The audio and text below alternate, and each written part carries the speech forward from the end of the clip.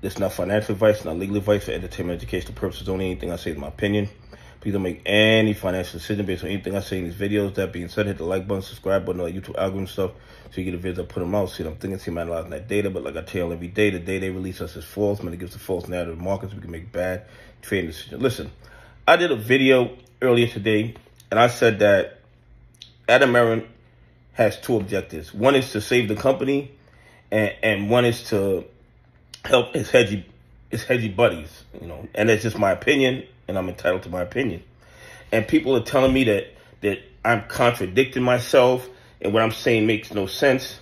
Maybe I didn't explain myself properly. Listen.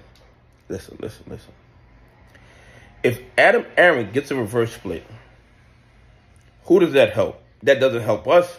That doesn't help retail investors.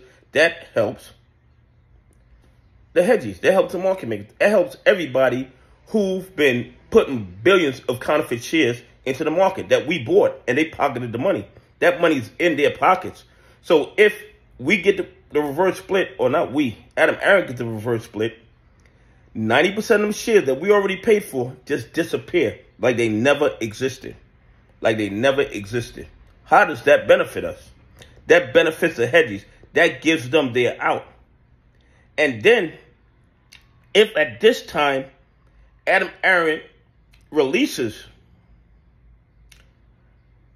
500 million more shares at that price, then he would pay off AMC debt, and AMC would be out of debt. So he'd be able to fulfill both objectives. But who gets screwed? We do. Retail investors get screwed. And here's how I know that paying off debt was not his goal, not his objective. Okay? Because here's the thing. When Aron issued those APE shares, we know AMC was about $18 the day before, and then the next day they were like about $10. So $8 of our equity went straight into the APE shares. So when he tells you it was free, the shit was not free. And whenever he says that, for me, that's just further proof that you can't trust what he tells us. Okay? Because he himself said, well, the APE shares were free.